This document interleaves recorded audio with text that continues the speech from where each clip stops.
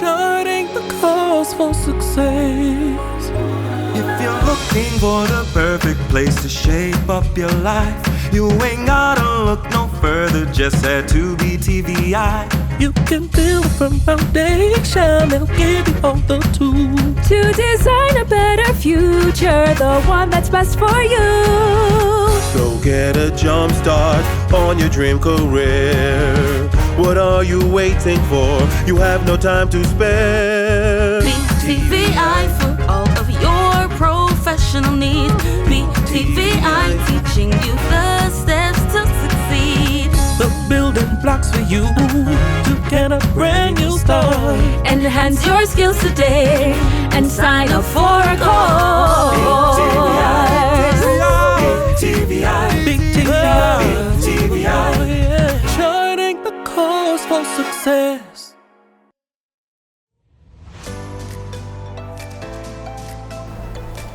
Hello Bahamas, and welcome to Pink Table Talk. We're a candid conversation talk show developed by the Department of Student Affairs here at BTVI, where we highlight breast cancer awareness. I'm your host, Shaquille Colby. Now they say you should never meet your heroes in person because they'll disappoint you. But I think this evening might be the exception. I have the honor of being joined by a breast cancer heroine whose story of resilience and strength will not disappoint. She is a breast cancer survivor, and not only has she survived breast cancer, but she has survived the most hostile and treacherous landscape on the planet. Join me in welcoming Dr. Ebbie Shearer-Jackson. Dr. Jackson. Shaquille, a pleasure to be here. It's a pleasure to have you. Thank you so much for joining us for Pink Table Talk. Okay. Now, tell me, it's October, and every October is pink ribbons, pink cupcakes, pink ice cream, pink balloons, pink dresses, pink t-shirts, pink everything. Breast cancer awareness is every October. Now that we're in October, celebrating or acknowledging breast cancer awareness, does that ever bring up any feelings of discomfort, trauma, or joy or gratefulness? How do you feel? When October comes around, two things tend to come to my attention. One, it is highlighting Breast Cancer Month because so many of our Bahamian women have been dealing with the disease and have dealt with it. But secondly, I think a lot of companies use it to benefit and don't really donate like they should toward the disease condition here in our country. Yeah. We have a lot of women who are struggling, some men too who have to deal with it. But the amount of money we make from it, everybody puts on a pink something, you know, and they say, oh, I will give a portion. How much of that portion do you really give? And so that is the big thing that discourages me about it because people are using it for their advantage and not what it should be highlighted for. Well, what would you say is the importance of fundraising during this time? Like, what are we fundraising for from your perspective? Okay, here in the Bahamas, initially, remember we had Susan Komen campaign here in the Bahamas for several years. And the Cancer Society has been one of the main organizations that was responsible for that. And the reason was to test Bahamian women to see how many of them had the BRCA gene. That was a costly event, so a lot of donations and fundraising was toward that because they wanted to test as many women and they were able to do it free of charge. Okay. Secondly, Sister Group, which has been around for quite a while, they have been providing ports and just support to a lot of our Bahamian women. A lot of people come from the family islands and they really don't know how to navigate the system. So Sister's been doing a lot of work in that area and trying to provide support, donations to women who don't have the funding to do it. And then you have some other groups that are out now. You have the Jeannie Dane Cancer Group, Duquesne and that group, and they've been trying to raise money to help with support, help to provide ports for the women. And Ports? Yes, ports. Ports are the little vehicles that they put attached to the main blood vessel, Okay. so that you can take chemotherapy. In the past, they used to have to inject you in your veins. Ah, okay, okay. But after doing chemo, over a period of time, veins tend to collapse. So it's hard to be able to find a vessel to be able to use for chemotherapy. So now with technology, they now implant ports onto that main vein in the upper chest. And these ports are expensive. Ports minimal cost around here is about $500. Okay. And these women, that is where they use to inject chemotherapy and for treatment. And most people will need and want a port because your veins will collapse after a while. Right, right. So monies are needed for ports, in particular for prosthesis. A lot of women, if they have to have a mastectomy, Yes. then to provide prosthesis for them and different things. So it's a lot of expense involved in cancer treatment, and even after, because you have to think of lymphedema, swelling. Okay. So some women have to wear sleeves, some women have to go for treatment on a regular basis, and there could be so many different costs involved. Wow. Well, with that said, this is just a plug for the general public all year round, not just in October. It's important to donate to breast cancer research And awareness. and the initiatives, so that the women who and the men who need these vital services can get them. And vet your research and vet the organizations that you're giving to make sure that the money is actually going where it's supposed to. Yeah, and I think one thing that we lack here is research. Yeah. You find that foreign companies or doctors come into our country, provide certain things free so they can get information, but the research is not benefiting us in the country. Yes. And so we ourselves need to be raising money to do research in our own country concerning cancer. Yeah, certainly. Now, I just want to say that you are a woman who wears many hats. You are a wife, you're a mother, a grandmother, you No, are... not a grandmother. Not a grandmother yet, right? You're holding that off for now, Yeah. right? Enjoying your, Yes. Empty nest. empty nest, exactly. You're an optometrist, and you are an author as well. Yeah. But I want to add another hat to your collection and say that you are a very talented fashion model, apparently. You were featured in the Culture Clothing Collection's Breast Cancer Collection. Yeah. And this was a pink collection of clothing that you look quite stunning. I'm hoping I could get a job on the runway after that. I was change going careers. to ask you the exact same question. Like, clearly this is not your first time in front of the camera, today or in this campaign. What was it like being in front of the camera? And tell me, why did you agree to be a part of that campaign? I was chosen last minute because the person who they had initially asked didn't make it. And I knew the guys who were doing it, somebody said, why don't you all ask Dr. Jackson? So I've never been, as much as I've been involved in doing stuff for cancer and breast cancer in the Bahamas, I don't really take the limelight like that. I do more fundraising for them and seeing how I could help in the background. So when she asked me, she said, no, I think you would be, so I said, okay, I'll do it.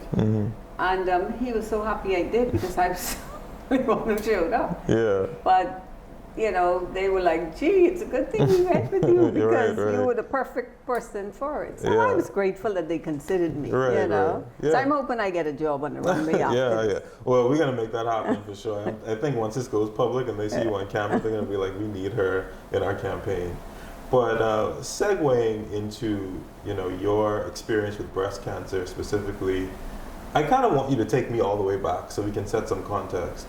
Back to before the big diagnosis, back before the surgeries and the chemo and the treatments.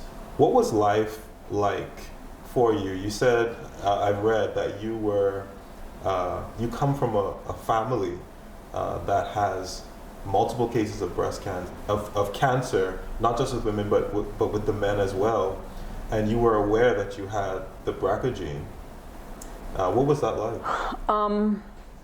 First of all, yes, I do come from a family history on my mother's side and possibly my father's side.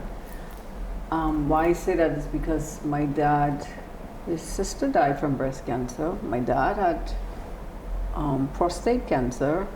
His niece died from brain cancer. But they've never been tested on that side, so we really don't know. But on my mother's side, the first time I saw cancer in my family, I was about 7, 8 years old. My mother's niece, who was also her age, they were like sisters, but that was her niece. She was the first person that I saw in my family who succumbed to cancer, breast cancer. Now, she was her mother's only child. And my cousin, we call her Cousin Ruth, she was at least 300 pounds. Big, solid, strong lady. And when she got breast cancer, and that would have been about 40 years ago, research in the country didn't exist. Cancer back then, treatment was just, they're trying to figure out what to do. But I saw that my cousin go from that size to like 90 pounds. Wow. In about 2 years. And she used to cry out in pain so much that my aunt used to go to Tommy's pharmacy on Wolf Road and beg him for the morphine tablets to give her. But eventually she succumbed, and that, I'll never forget that, okay? I was very young. Now, one of your faculty members, who's my cousin, the person that she's married to, I saw his aunt died from breast cancer.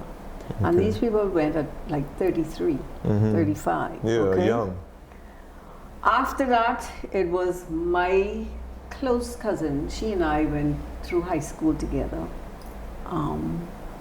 did everything together.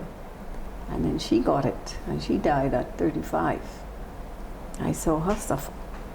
Her mom died from it several years later. So, several other cousins died. Some died from ovarian cancer, okay, aunts, grand-aunts. But you know, back then, yeah, you knew cancer was there, but it was not talked about. Right. You know, the people died, or you saw the suffering. And then there was kind of a lull. Then the time came for my mom.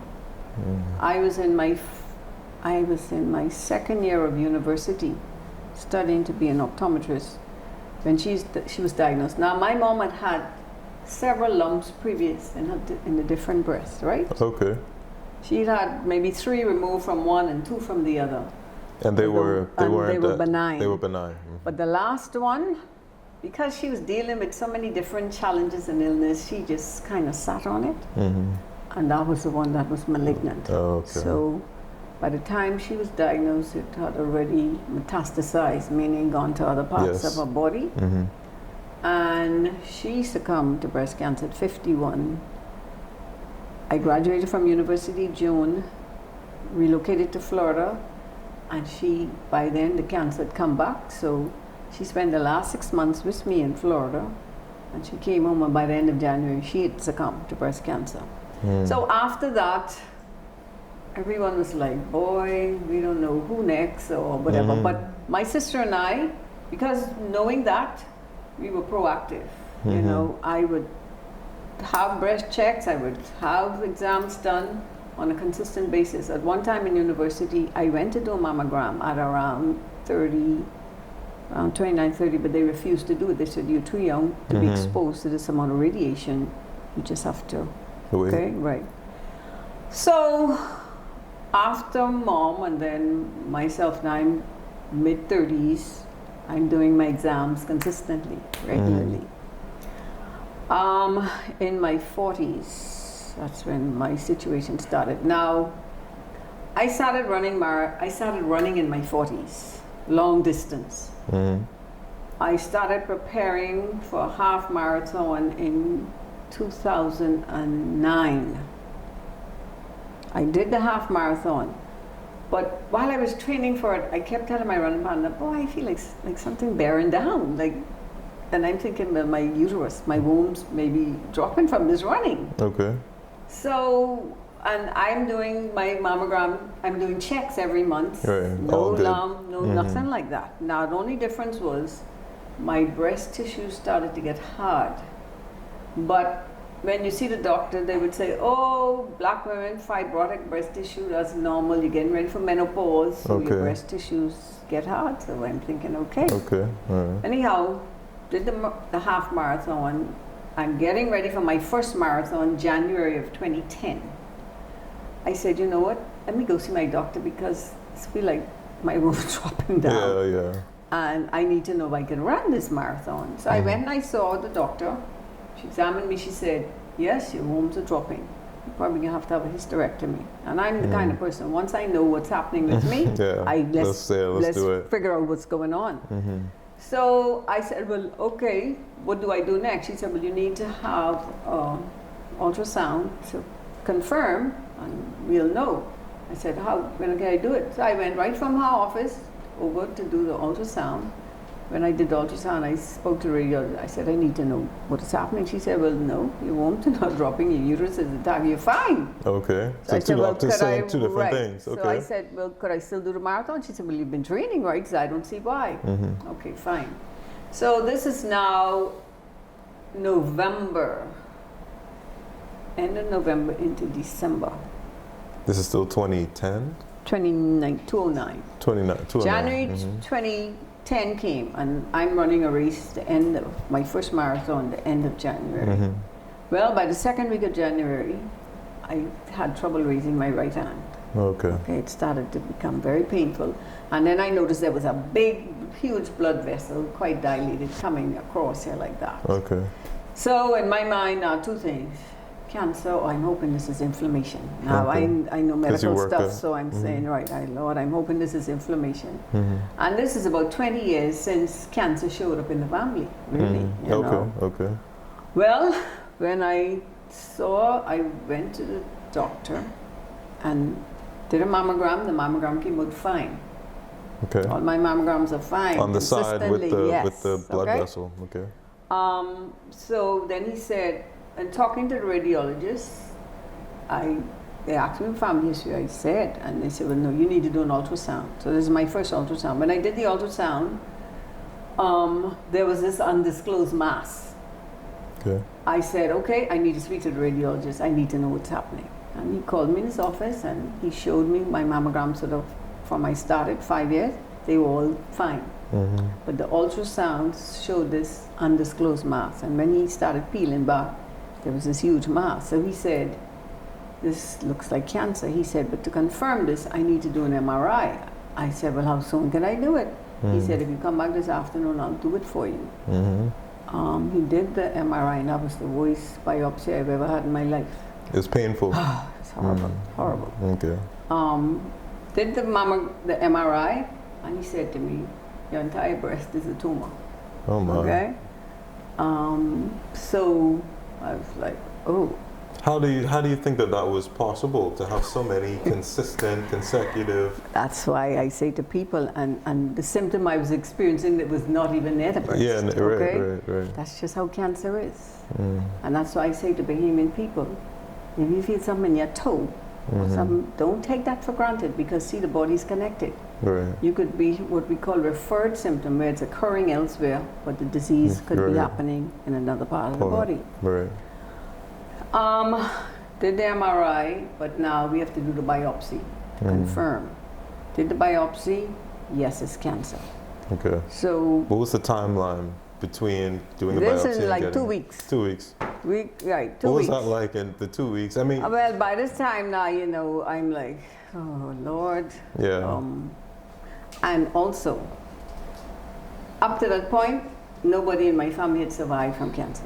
Yes. Everybody we knew. If you had it was almost like. So it's like, Lord. So the minute everyone heard it was me, you're thinking death.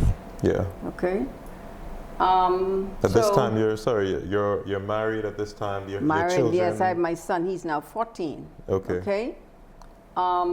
So now we're traveling for the marathon, the Miami Marathon, the end of January. My girlfriend over there said, listen, before you do anything, please come here and get a second opinion. I was comfortable with staying here and having treatments because the doctor said to me, oh, you know, we've advanced in breast cancer here in the Bahamas and treatment good. And so I was comfortable. Okay. But she said, no, please, before you do anything, come here and get a second opinion. So I decided we're going for the marathon. I'm going to schedule the appointment While you're there. weekend, right? See the doctor and find out what is what. We flew over, my husband and I. We said to our son before we were leaving that, yes, Mommy has been diagnosed with cancer, but we go in for further consultation. We'll talk with him when we return. I'm a person, I normally go to Florida to do business. So in my mind, I said, well, I'm going to go do my business, get everything done, and then I'm going to see the doctor that afternoon, that Friday afternoon. Yeah. But it was like the Holy Spirit saying to me, no, you can make that appointment first thing. Yeah. So I got an appointment for 9 something that morning, went, and I got there. I mean, the room is filled with women because breast cancer is rampant worldwide. Right. I went in. When he asked me, he said, he looked at my notes and everything that I took, and he said, so what did the doctor say in the Bahamas? So I told him. Now, before I left home, they said to me, I need to have surgery.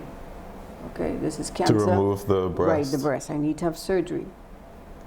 So I told him, this is what? And they said, surgery. So he looked at me, he said, surgery? He said, if anybody cut into your body right now, it would be like pouring gasoline on the fire. And that's when I said, Lord, I really broke down right there because I realized how serious this is. How serious it was. And had they decided to stay home and allow them to cut me, I don't know what the consequences would have been. So when he says that illustration, it would put gasoline on the fire, in medical terms, what exactly would that be doing Well, to your body? Cancer starts in cells. Yes. It can be contained, okay? It can be contained just in the breast area. But when cancer cells start to move into the nodes and get into the bloodstream, that is when it metastasizes and moves to other organs. Okay. So you have to be careful with cancer patients.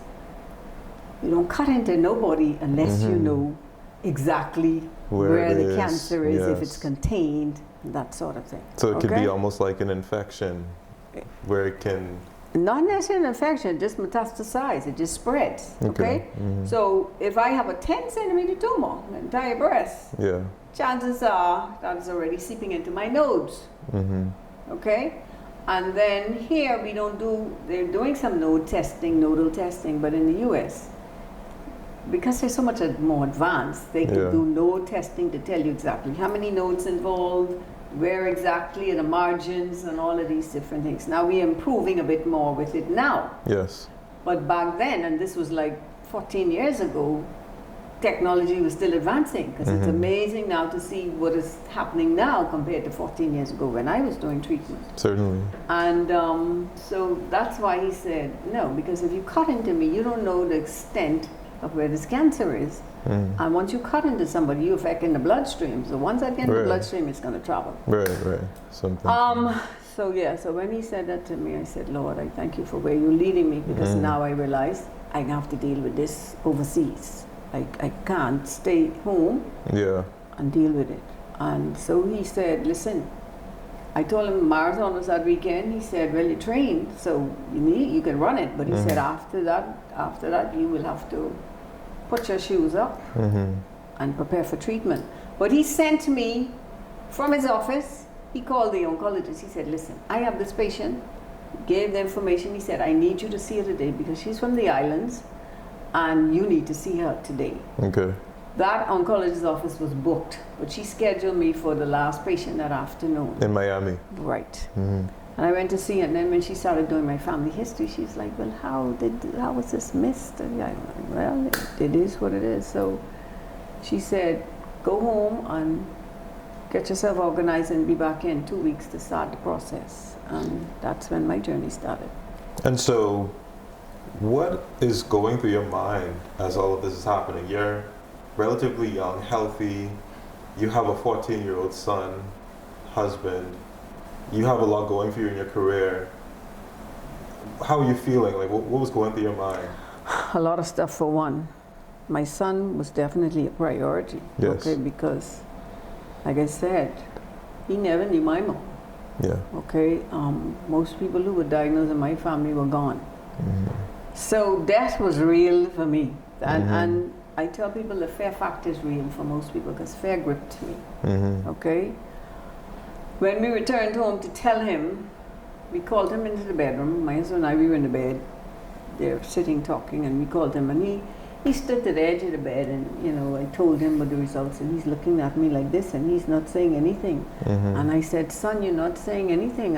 What's going through your mind? And he looked at me and he said, Mommy, I've already prepared myself for the worst. So he was very cognizant of the state of things. Yeah, even at 14. so he's saying now he's preparing himself for. And you had conversations with him growing up about cancer in your family? Or Oh yeah, yeah. okay. He knew his grandmother died, this one, so he knew cancer was in the family. Yeah. Okay, so that's why he said, I prepared myself for the worst. Yeah, yeah. And that really impacted me because I was like, Lord, Yeah. anyhow. That one. Then, of course, I have a practice. Yes. So I have lots of patients.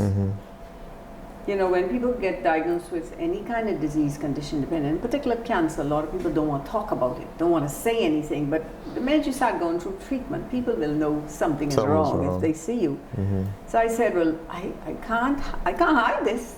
I have to be upfront and honest about what's happening.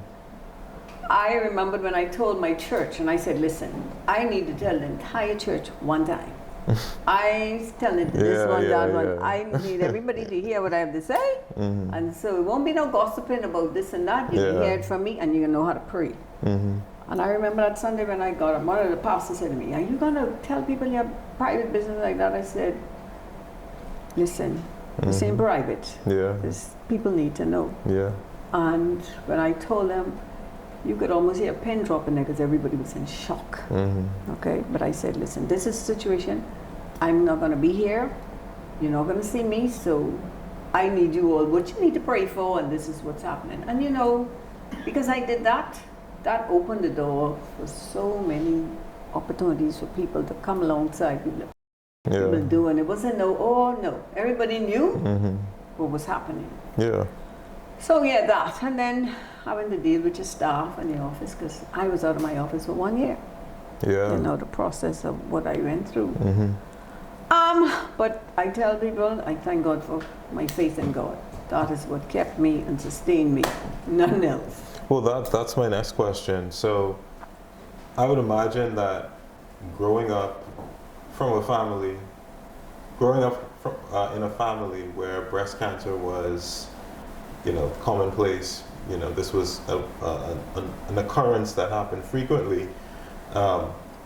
Did that prepare you in any way for the diagnosis that you received, or did it just feel as raw and visceral as it would have? Interesting enough, my sister and I were the only two out of cousins who never had a lump. So you can imagine us, we're thinking, we're okay. Yeah. You know, you check in, no lumps, we're okay. There's almost 20 years between me and Mom. So when and then of course I'm running, I was always exercising. Now I had a high carb tolerance. So I was just feeding cancer. But part of the issue also, I nursed my son for 2 years, right? Therefore there was still milk in my breast tissue. I told people I was a cow. I had a lot of milk, so he nursed for 2 years.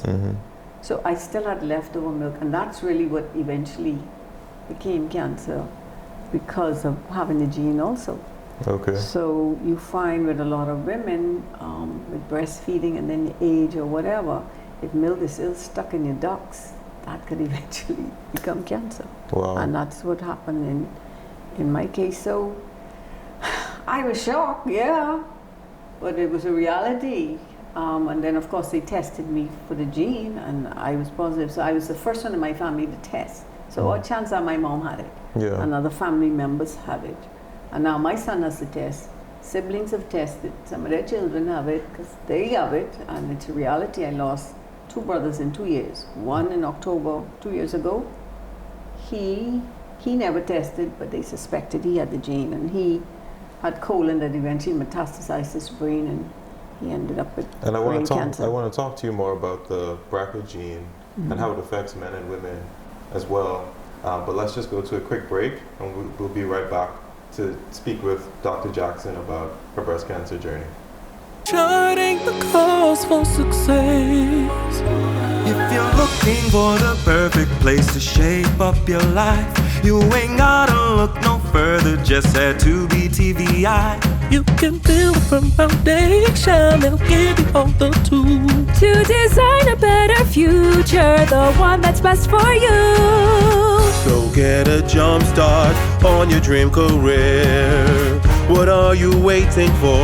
You have no time to spare. BTVI for all of your professional needs.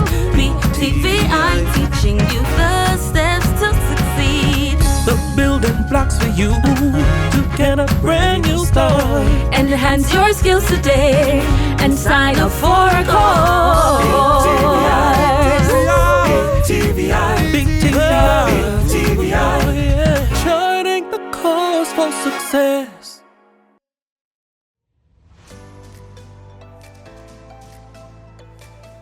Welcome back to Pink Table Talk. We're here with Dr. Jackson, and we're discussing her incredible breast cancer journey. So far, we've discussed what life was like before the diagnosis, and we talked a lot about her family, about her experience when she found out that she had breast cancer, and sort of the treatment journey that unfolded afterwards. Now, when we left off, we were talking about the BRCA gene. Mm-hmm. Can you tell me a little bit about that and how that affected you and your journey? Okay, you have 1 and 2. We had 2. We have in my family. It's important to know that because then, if you have the BRCA gene, what it means is that you pass it on. Mm-hmm. A lot more women in our country don't have the BRCA gene. It's high in women who don't have the gene. Okay, so breast cancer can show up in any female. Yeah. But if you have the BRCA gene, or if you tested for the BRCA gene, that means your siblings and your children. It's genetic. Right, because it passes on. But that does not negate you may not get it. Because my sister tested negative, but she still has to be proactive because she can still get breast cancer. Yes. Now, but my son has to test. Yes. Okay. Is there any fear attached to that for you? And your Not husband? really. For him, I'm just saying, listen, you need to know. And for every member of my family, I'm saying to them, you all need to know. You need to know your status, because when you know your status, and in my case, when you have the BRCA gene for female, you have to consider hysterectomy at some point. You have to consider mastectomy at some point, because estrogen is the key that triggers cancer as time goes on, and they have to shut it down in your body. So I have some nieces who don't have no children as yet. Yeah. And they have the genes, so they have to make serious decisions. Well, I want to segue a little bit. We've talked about your breast cancer journey at length, and we understand that, it like you said, fear gripped you. It was an incredibly difficult journey, and I'm sure the treatment wasn't any easier. You endured a lot. But also, not just physically in your own body struggling with breast cancer, but in your athletic career, you've endured a lot as well. I read in an article dated early April this year, you said that people who run marathons are, quote, crazy. Yeah. And, I differ on that opinion because I think, marathon running, it seems to be a really cool way to keep in shape. I can think of 100 crazier things you could do than run a marathon. For example, running a marathon in the South Pole. That seems extra crazy to me. But you, Dr. Jackson, have done that, and you actually want to do it again, perhaps. Tell me about your career as a marathon runner, as an athlete, and how you ended up running a marathon in the North Pole and in the South Pole. After I was diagnosed, I ran my first marathon 2 weeks before I started chemotherapy. I had to put up my shoes for a year, okay? And within a year and a half, I had 6 major surgeries, and I lost one of my lung in the process. Wow. So I had to like learn how to run again. I remember when I couldn't get out of the bed, Yeah. and then I had to push myself to get to the door. And then I'd push myself to get out of the house. And then I started to get to the end of the road, and I'd start to go around the block, and I just pushed and pushed because I said, Lord, I want to be back physically normal again, Yeah, normal yeah, as yes, possible, because yes. I've lost several major organs. Yeah. Okay. Wow. So it took me almost 7 years to feel normal again, you know. I tell Yeah. people 7 years. I'm now having to push my one lung because I don't have the capacity like people with two. And I did my first marathon, which was in New York, a year after treatment. I decided, Okay. let me just try this. Well, before you get to the marathon, I do want you to highlight when you discovered that you were cancer free. Yeah. I mean, that's a big deal. 1 year, exactly 1 year later, my oncologist said, go home and resume your life. My Wow. last surgery was December of 2010. Wow. And she said, go home and resume your life. But of course, I had 2 procedures after that, a year later. Okay. And then I was on a chemo drug for 10 years. So that depleted my bone structure. She was trying to get me to stop from running because she said, you know, now you're in menopause, your bones are going to get brittle, you're on this medication. And I said to her, yeah, but I came home and I kept And you running. I continued. said, I'm not going to give this up. But I had to strength train to keep my muscles. There were times when it was pain, but you know, when I checked out 10 years, I went 5 years, she's like, you have to go on the medication for 5 more years. I was like, Lord, what is this? But anyhow, got to my 10th year, had my checkout. Do you know, when I went in, every test I passed was above normal. They said I'm the Wow. first patient that ever walked out of their institution And this is after a year. like that. Yeah, this is a Wow. year and a half. A year No, and this a is half. 10 years later. Oh, this is after the Right, 10 years because had bone passed. decay and all Yeah, of that, being on the medication. So when I left, I was like, Lord, you are so amazing because it's Wow. only God. You know, Wow. I mean, bones were okay, everything was intact. They said they've never had a patient walk out of their institution like that Wow. yet. So, but by that time, I was still running. I was running stronger by then. You know, I just started running again, and it took me 7 years to feel normal. But I was challenging myself. So New Yeah. York was my first one, and oh my Lord, that was rough. Yeah. I did New York about 6 times, and then I decided to do other marathons. But the North and South Pole were the most interesting because of the terrain. The Okay. North Pole is extremely cold. The animals in the North are totally different from the animals in the South. The South Pole is preserved. So when we went to do that, it was only a small group that Yeah. they allowed to go, okay? And we ran on an island. And of course, it was supposed to be muddy because you had to get traction, proper shoes and everything. Okay. Well, it snowed that morning. Oh, so you're So good. we had ice everywhere. So you coming down the hill slipping. I was Yeah, like, yeah. Lord, this is dangerous. I didn't come here to injure myself. Yeah. So they had to give us ice poles to Yeah, climb up and yeah. down, you know. So just the route and all that. But the most exciting thing was the type of animals The that you wildlife. see in the South Pole. And the South Pole is the coldest place on earth. Yeah. Okay, and we went like in March because that's the end of summer, heading into winter. But you know, to get from Argentina, which is the tip of the South end of the America. earth, to the South Pole, that boat ride for nearly 2 days is the worst you'll ever imagine. That's how come the It's Panama called Canal the was passage. built. Yeah. Because the ocean is so rough in between there. And coming back, they say you can get a shake or a drink. Yeah. Okay, I said, Lord, you think I came this far to die? You know, because that boat was just diving Right, up right. and down and getting back. But But you didn't the have land. seasickness. no, and people were sick. But Yeah. that's the one thing I give thanks for because Yeah. I could be anywhere. I'm rough and tough. Yeah, you've endured quite a lot. Yeah, Seasickness so- is nothing.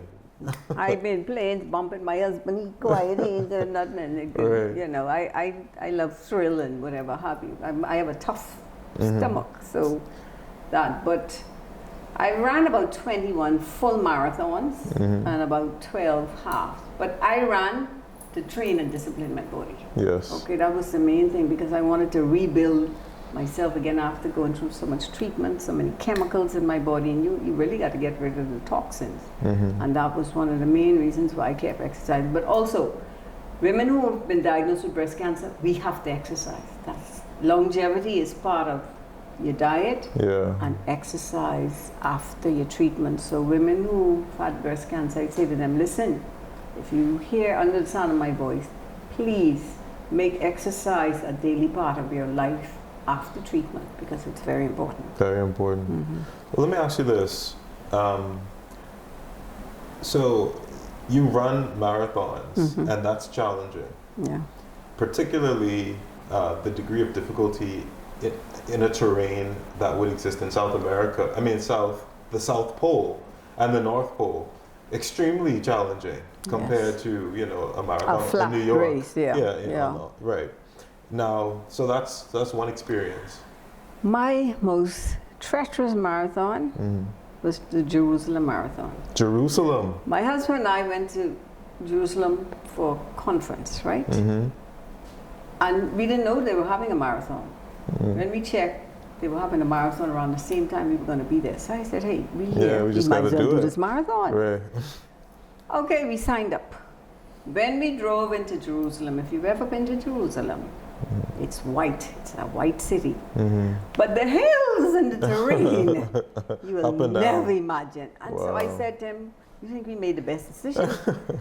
You know, they actually came and interviewed us to find out who are these Bahamians coming to run in this terrain where the Bahamas is so flat. Why did we come to Jerusalem to run a marathon? Just a coincidence. We said, it just happened to be there.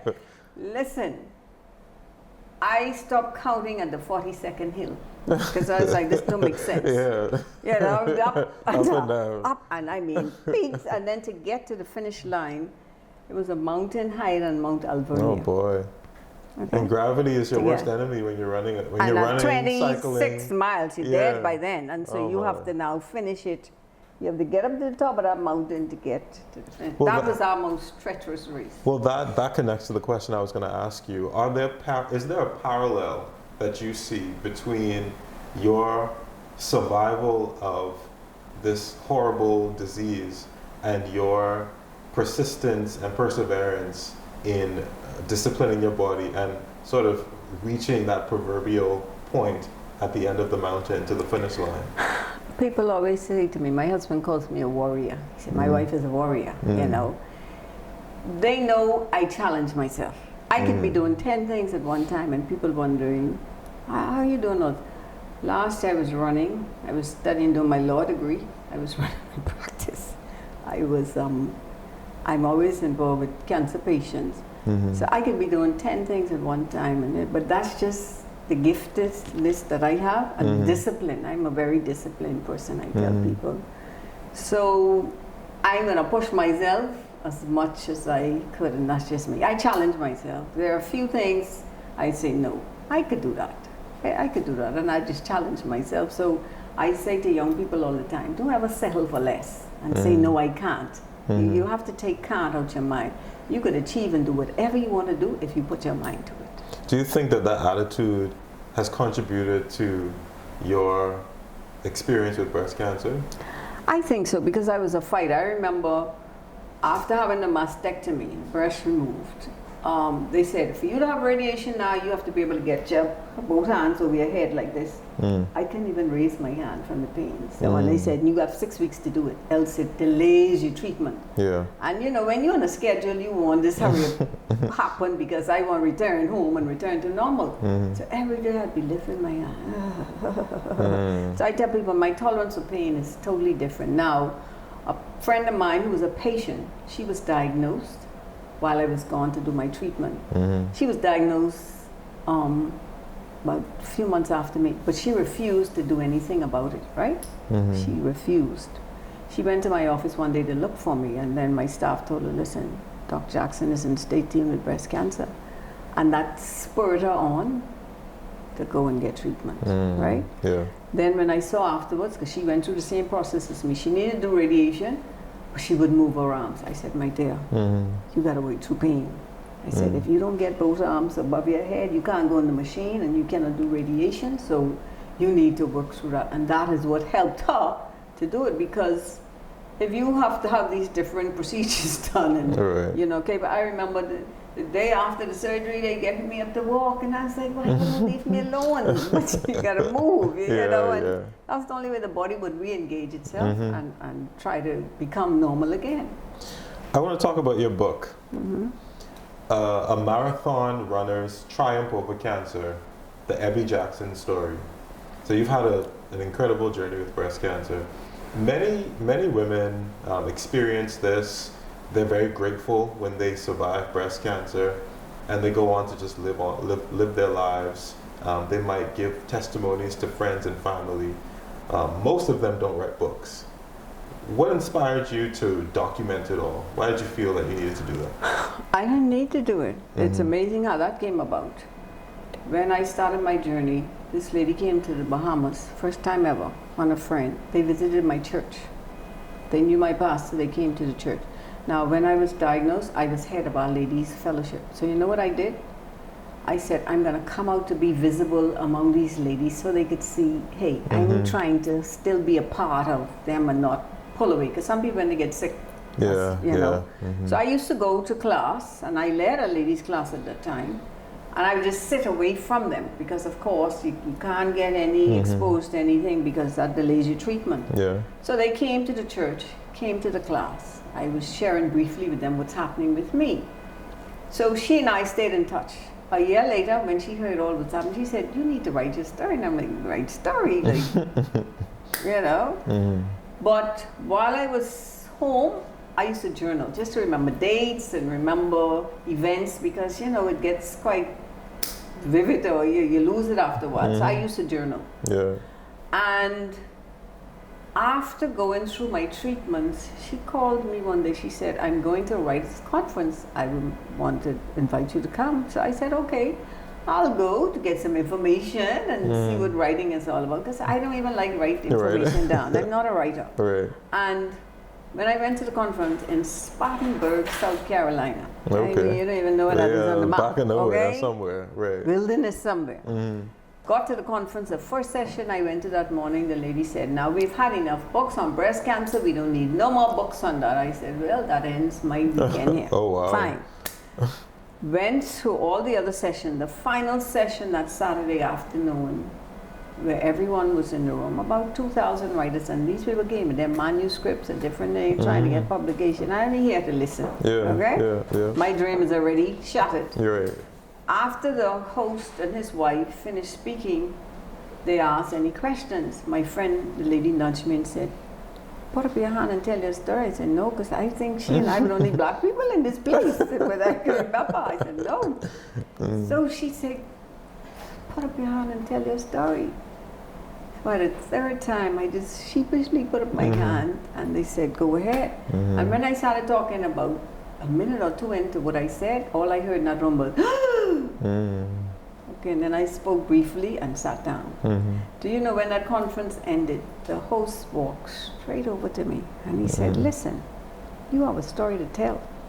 He gave me his card and said, go home and write your story. We're going to help you. Wow. And his wife became my editor. Wow.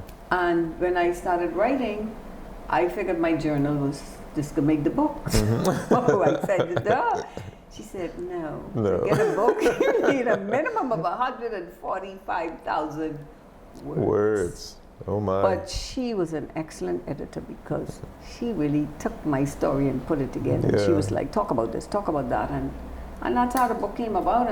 And it's used now to encourage and support other women and people. When they read it, they can't put it down, honestly, because it, you know, my son said to me, just finally got through the book this year. He said it was hard for him to read it. And I had him write about his experience, you know, going through it. The one thing I must say, when I lost my hair, because I had lengthy hair, he was like, Mommy, do not come in my schoolyard anymore. Okay? I'm going to meet you to the gate. Do not come in the schoolyard because now I'm wearing a cap. And he said, do not come out with do not come outside without, I don't want to see a head ball outside. Because now as far as he didn't say anything to anybody about what was happening, he's just going through his time and period. Yeah. So after treatment at the end of, close to the end of the semester, the principal, she may have heard, she wanted to see me. So I pulled up in the schoolyard. I saw him coming, running. You know, he said, "Mommy, I told you not to come in the schoolyard." Saying, "Why are you coming in the schoolyard?" I said, "Well, your principal wanted to see me this afternoon." Anyhow, whatever. Now he's over there with his boys, right? Oh, They're wow. seeing me at a distance. And they just seen me at a distance, so after talking to the principal, getting back, he said, "Mommy, my friend said, boy, you have a nice haircut now." So, so that kind of eased his pressure, okay? Because he was, I mean, it's amazing what children go through, but as a boy, yeah, he was adamant, "Do not come out with your hair." Oh, he couldn't deal with that. So I respected it. And so as time went on, yeah, and that's how the book came about. Okay. Well, you've had a tremendous journey, and your story is very inspirational. I would say this: you don't look like what you've been through, and that's a testimony in itself. Yeah.